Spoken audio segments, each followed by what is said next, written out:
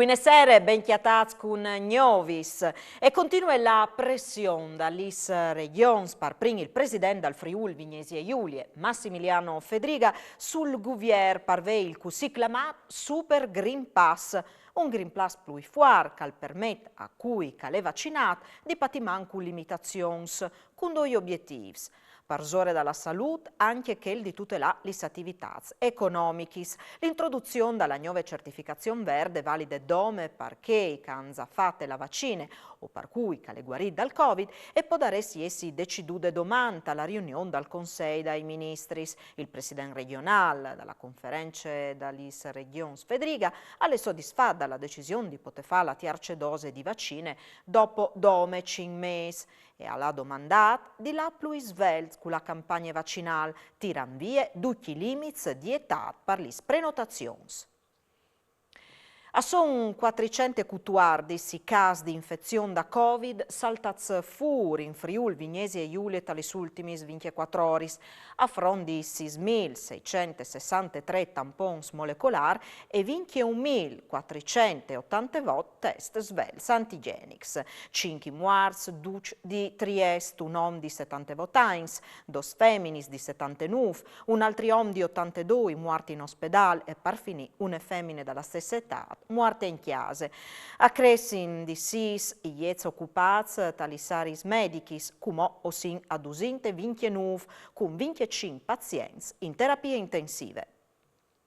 3 speziars dalla provincia di Udin sono stati segnalati dai carabinieri dai NAS perché non si sono vaccinati contro il Covid. I militari dal nucleo antisofisticazione e salute sono da ora fare una serie di controlli agli specialisti di tutta la regione, con 30 botteghi controllati fin come gli enfrilis robis sotto la linea di investigazione è che il tampon al sedi stato fatto pulito e che il costo del test al sedi regolare, stante che il preside è obbligatoriamente calmierato.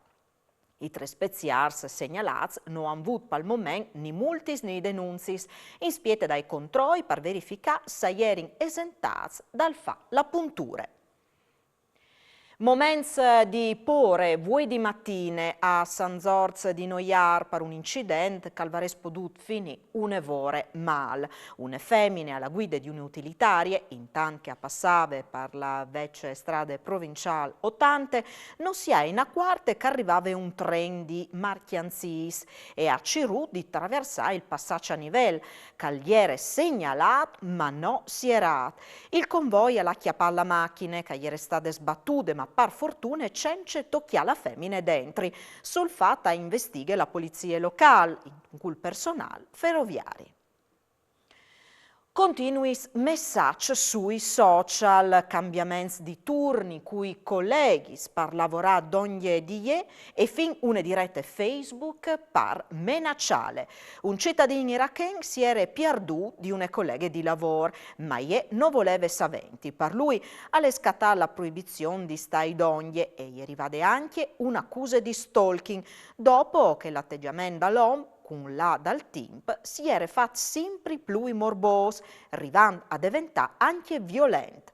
In una occasione il stalker aveva serato la vittima in un camarin, ganfandole per un braccio. Un'altra volta l'aveva minacciata, dicendo che aveva un curtis in torsi. Gli agenti della questura di Udin, dopo la denuncia, hanno verificato che la situazione era grave, tanto che in una occasione la femmina gli era stata fin ricoverata in ospedale per attacchi di panico, facendo così scattare la misura di protezione.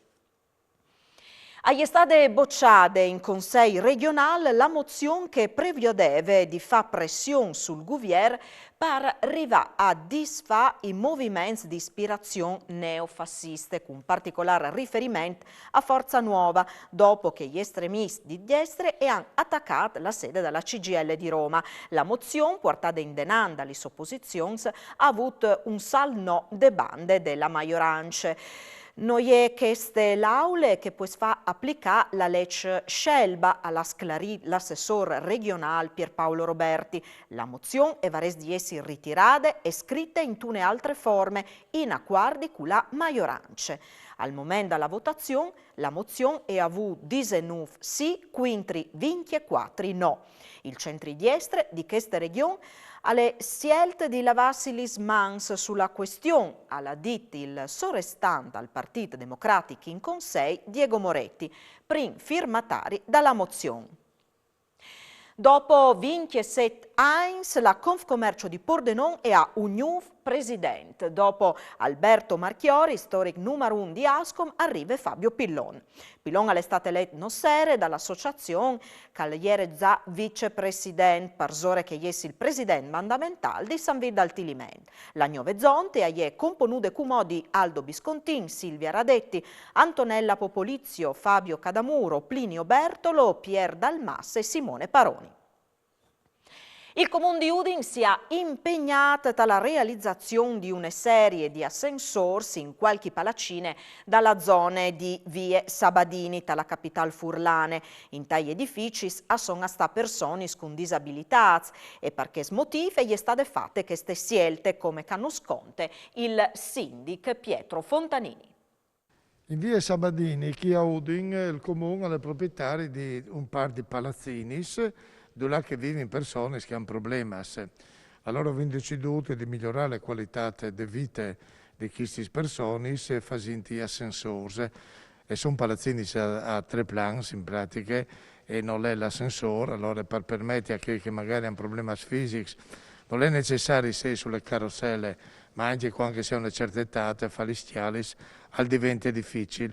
Allora con l'ascensore permettere a tutti di poter vivere con più serenità e più facilità anche dal muoversi.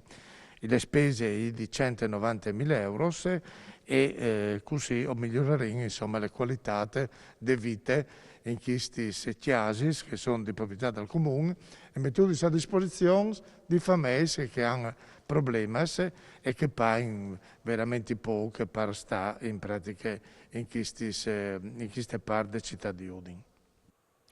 E venirà in riqualificata la zona dell'ex fabbriche Bertoli a nord di Udine, un spazio di quasi 70.000 metri quadri, dove che si tireranno su botteghis, ristoranti, uffici e una grande area verde.